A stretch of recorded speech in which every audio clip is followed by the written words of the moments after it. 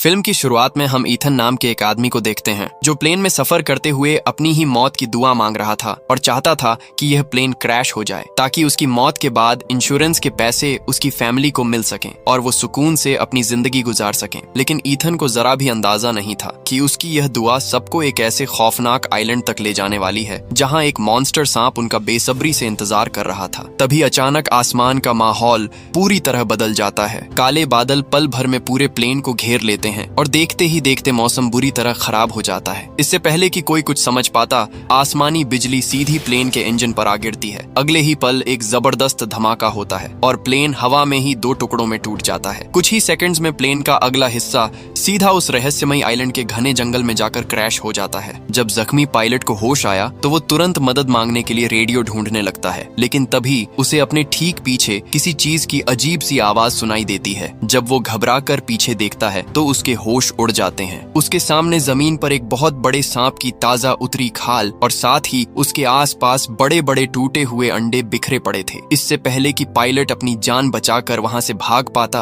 अंधेरे को चीरता हुआ वो मॉन्स्टर सांप उसके बिल्कुल सामने आ गया। वो गुस्से से पागल हो गया था क्योंकि उसने अपने अंडों को टूटा हुआ देख लिया था। इससे पहले कि पायलट को कुछ समझ आता, वो मॉन्स्टर सांप उसे जिंदा निगल जाता है। दूसरी तरफ प्लेन का पिछला हिस्सा भी उसी आइलैंड पर क्रैश हुआ था। मलबे के अंदर से ईथन और कुछ दूसरे लोग जिंदा बाहर निकल आते हैं, लेकिन बाहर का नजारा देखकर सभी की सांसें रुक जाती हैं। उस आइलैंड के पेड़ पौधे बिल्कुल आम नहीं थे। इंसानों को देखकर वो अजीब तरह से जिंदा हो गए। तभी ईथन की नजर एक लड़की पर पड़ती है जिसका दोस्त प्लेन के मलबे में फंसा हुआ था। ऊपर से लोहे का एक भारी टुकड़ा उनके ऊपर गिरने ही वाला था, लेकिन ईथन ने अपनी जान पर खेलकर दोनों को बचा लिया। इसके बाद पैसेंजर्स अपने फोन से मदद मांगने की कोशिश करने लगे, लेकिन इस आइलैंड पर सिग्नल का नामो निशान तक नहीं था। तभी जॉश नाम के एक आदमी ने सबसे कहा, अगर हम यहाँ रुक गए तो हमारी मौत पक्की है। हमें प्लेन का अगला हिस्सा ढूंढना होगा ताकि रेडियो की मदद से किसी से संपर्क कर सकें। यह कहते ही उसने एक पेड़ से अजीब सा फल तोड़ लिया। जैसे ही वो उसे खोलने के लिए उस पर हाथ मारता है तो वो फल अचानक बॉम्ब की तरह फट गया। उसके अंदर से निकला खौफनाक जहरीला एसिड सीधा जॉश के चेहरे पर जा गिरा और दर्द से तड़पते हुए उसकी वहीं मौत हो गई। यह मंजर देखकर सबके होश उड़ गए। तभी एक दूसरा आदमी दूर पहाड़ी से उठते हुए धुएं की तरफ इशारा करके कहता है, मुझे लगता है प्लेन का अगला हिस्सा वहीं क्रैश हुआ है। लेकिन जैसे ही वो एक कदम आगे बढ़ा, अचानक एक खौफनाक पौधे ने उसे जिंदा ही निगल लिया।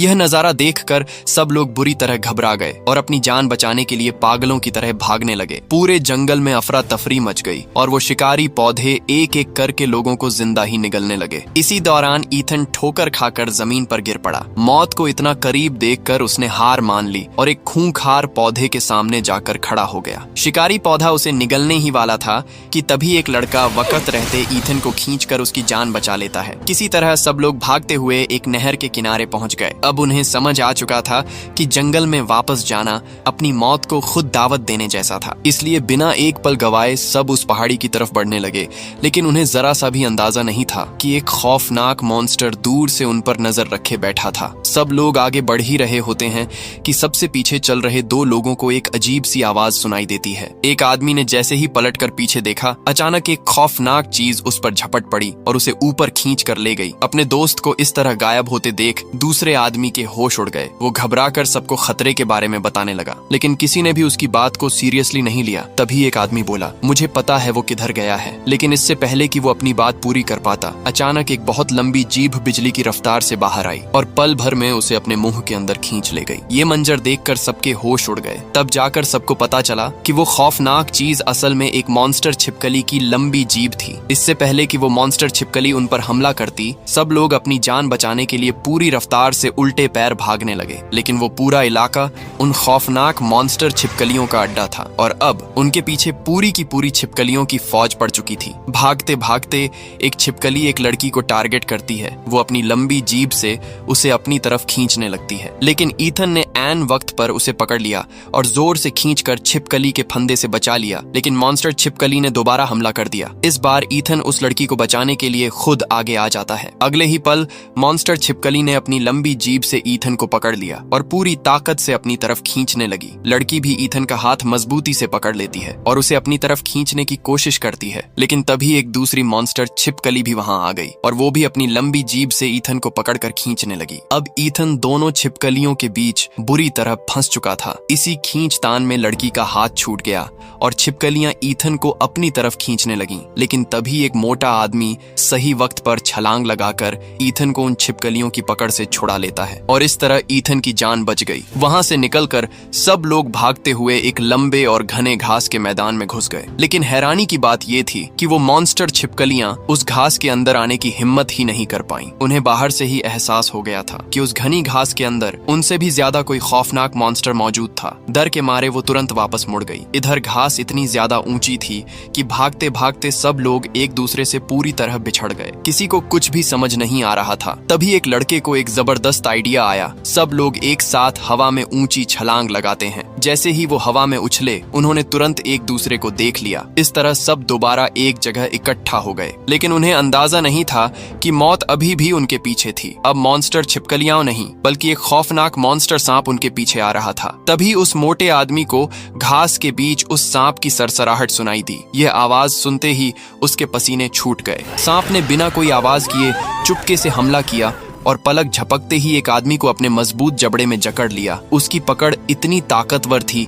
कि वो आदमी जरा भी हिल नहीं पाया और देखते ही देखते सांप उसे जिंदा ही निगल गया। ये खौफनाक मंजर देखकर सबके होश उड़ गए और अपनी जान बचाने के लिए वहां से भागने लगे। भागते भागते वो एक जंगल में पहुंचे और वहां एक चट्टान के पीछे छिप गए। लेकिन वो सांप भी इनका पीछा करते करते वहां पहुंच चुका था। वो उनकी गंध सूंघते हुए धीरे धीरे उनकी तरफ बढ़ने लगा। तभी एक लड़की से हल्की सी आवाज निकल जाती है। आवाज सुनते ही सांप तुरंत उसे देख लेता है। वो उस लड़की पर झपटने ही वाला था कि ईथन उसके सामने आकर खड़ा हो गया। अब सांप का पूरा ध्यान ईथन पर चला गया। लेकिन इससे पहले कि वो ईथन पर हमला करता, मोटे आदमी ने जमीन से एक जहरीला फल उठाया और दूसरे फल पर दे मारा। टकराते ही सारे फल बॉम्ब की तरह फट गए। उनमें से निकला सारा जहरीला एसिड सीधा मॉन्स्टर सांप के ऊपर गिर जाता है, जिसकी वजह से सांप दर्द से तड़प उठता है और वहां से भाग जाता है। जब सभी ने देखा कि खतरा टल चुका है, तब जाकर वो राहत की सांस लेते हैं। रात होते ही चारों तरफ घना अंधेरा छा जाता है। अपनी जान बचाने के लिए बचे हुए सब लोग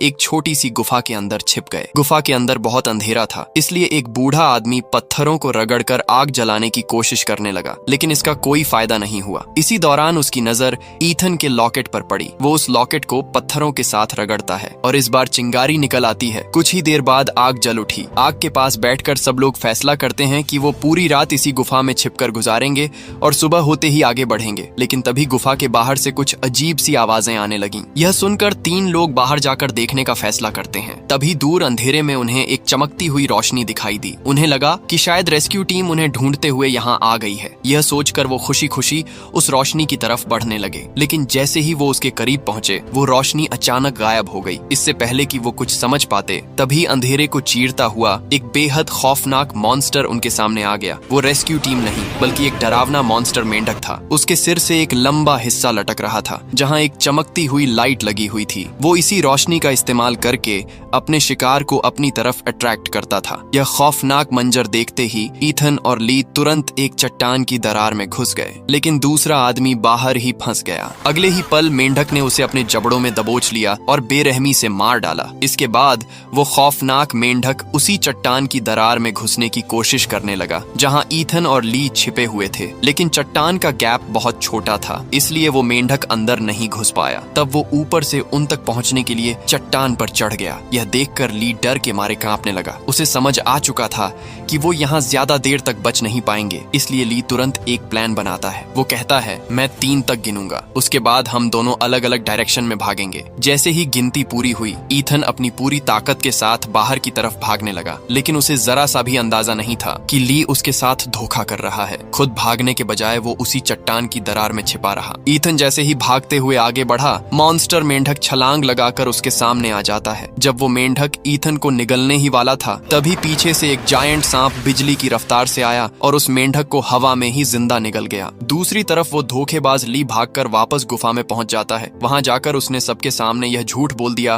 कि ईथन मर चुका है। ये बात सुनकर गुफा में मौजूद हर इंसान के होश उड़ गए, क्योंकि उन्हें लग रहा था कि ईथन के बिना उनका बच पाना लगभग नामुमकिन है। इसलिए अब सभी लोग हिम्मत हार चुके थे। तभी अचानक गुफा के बाहर से अजीब सी आवाज सुनाई देती है। सबको लग रहा था कि अब उनकी मौत तय है, इसलिए सभी अपनी जान बचाने के लिए पत्थरों के पीछे छिप गए। सबकी नजरें गुफा के बाहर टिकी हुई थीं, लेकिन तभी ईथन जिंदा उनकी तरफ तरफ भागता हुआ आ रहा था। अगली सुबह वो बिना वक्त गवाए पहाड़ी की तरफ बढ़ने लगते हैं। कुछ दूर चलने के बाद रोमी देखता है कि सामने वाली पहाड़ी से अभी भी धुआं उठ रहा है। इसका मतलब था कि उनकी मंजिल अब ज्यादा दूर नहीं थी। लेकिन तभी ईथन की नजर जमीन में दबी हुई एक अजीब चीज पर पड़ी। जैसे ही वो उसे बाहर खींचता है, सबके पैरों तले जमीन खिसक जाती है, क्योंकि वो कोई मामूली चीज नहीं बल्कि उसी मॉन्स्टर सांप की ताजी उतरी हुई खाल थी। अगले ही पल जंगल के सारे परिंदे अचानक आसमान में उड़ने लगे और पूरी जमीन अजीब तरीके से हिलने लगी। तभी एक ऊंची चट्टान के ऊपर वही खौफनाक मॉन्स्टर सांप आ जाता है। उसका साइज इतना विशाल था कि उसे देखकर सबकी सांसें थम गईं। अगले ही पल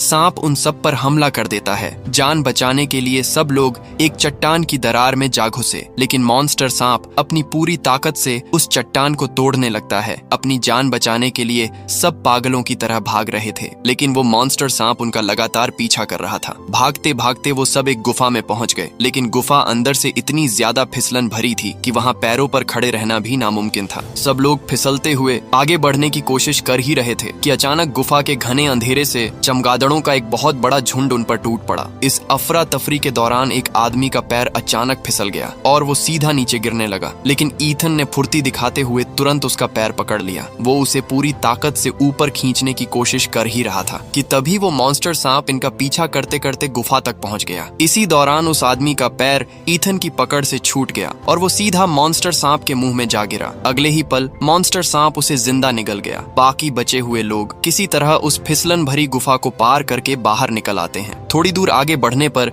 उन्हें क्रैश हुए प्लेन का एक टुकड़ा मिला और थोड़ा ही आगे आखिरकार उन्हें प्लेन का फ्रंट हिस्सा भी मिल गया। प्लेन के अंदर घुसते ही एयर होस्टेस की नजर पायलट पर पड़ी, लेकिन पायलट बहुत ही बेरहमी से मारा जा चुका था। इसी अफरा तफरी के दौरान एयर होस्टेस का हाथ गलती से प्लेन के कंट्रोलर पर जा लगा और अगले ही पल प्लेन अचानक स्टार्ट हो गया। किस्मत से उसका इंजन अभी भी काम कर रहा था। इसी बीच ईथन की नजर नीचे गिरे हुए रेडियो पर पड़ती है। वो रेडियो उठाने के लिए नीचे उतरने लगता है, लेकिन जैसे ही वो वहां पहुंचा उसकी आंखें फटी की फटी रह गईं। वहां बहुत बड़े बड़े टूटे हुए अंडे बिखरे पड़े थे। उन अंडों को देखकर ईथन घबरा गया, क्योंकि वो समझ चुका था कि मौत एक बार फिर उनके सिर पर मंडराने वाली है। आखिरकार ईथन के हाथ वो रेडियो लग ही जाता है। वो बिना देर किए उसे तुरंत ऑन करता है ताकि रेस्क्यू टीम से कांटेक्ट कर सके। लेकिन इससे पहले कि वो कोई सिग्नल भेजता, तभी उसे एक अजीब सी आवाज सुनाई देती है। जैसे ही उसने ऊपर देखा, उसकी सांसें थम गईं। प्लेन के ठीक ऊपर एक खौफनाक मॉन्स्टर सांप आहिस्ता आहिस्ता इनकी तरफ बढ़ रहा था। यह वही सांप था जिसे मोटे आदमी ने एसिड वाले फल से बुरी तरह जख्मी किया था और अब वो अपना बदला लेने वापस आ चुका था। बिना एक पल गंवाए मॉन्स्टर सांप सीधा ईथन पर झपट पड़ता है, लेकिन ईथन फुर्ती दिखाते हुए पास पड़े लोहे के दरवाजे के पीछे छिपकर